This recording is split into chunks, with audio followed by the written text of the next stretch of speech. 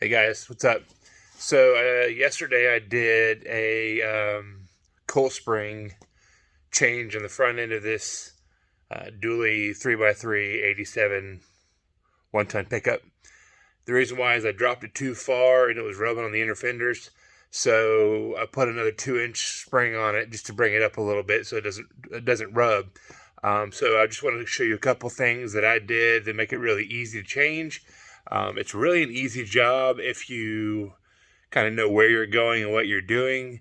But once you get in it, sometimes it takes a minute to figure out. So I'm gonna try to show you what to do so you don't have to go through all the bumps and hiccups I had to do to swap them out. Here we go. All right, here we go. This back here, those springs is what I changed.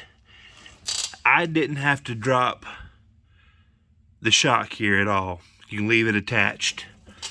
What I had to do, see if I get the lighting correct. What I had to do was you got to unbolt this right here.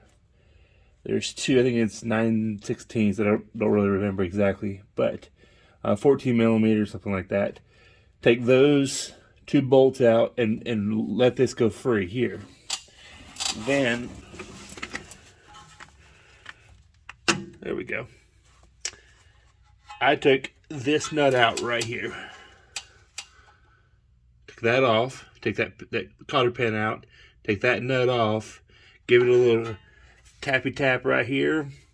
What I did was put in the floor jack underneath this here and leave about a 1/2 inch under it so that when you give it a tappy tap here, it'll drop down, hit that floor jack, and it doesn't go all the way down, the spring shoot out and bust you in the mouth and lose your teeth and all that fun stuff. So that's what I did. Spring drops out really easily. Put the next one in. What I noticed was when you put the next spring in here, let's get a little better lighting for you guys.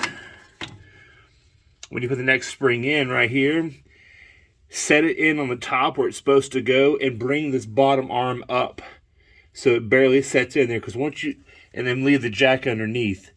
Once you leave the jack under here and start jacking it up, as this A-arm starts to straighten out, this spring will slide into place, and then it'll already be in place up top, but it'll slide into place on the bottom, and then you're ready to rock and roll. You can put this nut back on as it slides through, get it tightened up really good, and then button everything back together. So that's what I did.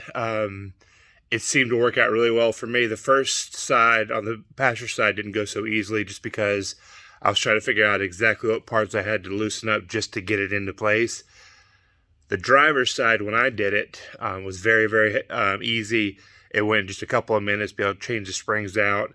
And I will say is go ahead and have your key in the ignition and unhook your battery first. Have the key in ignition. Go ahead and turn the key all the way over so you can spin the steering wheel back and forth, and it helps you get to things a little easier. Just a couple tips I want to throw your way. It seemed to help me out a lot. There you go, guys. Like, subscribe, all that fun stuff.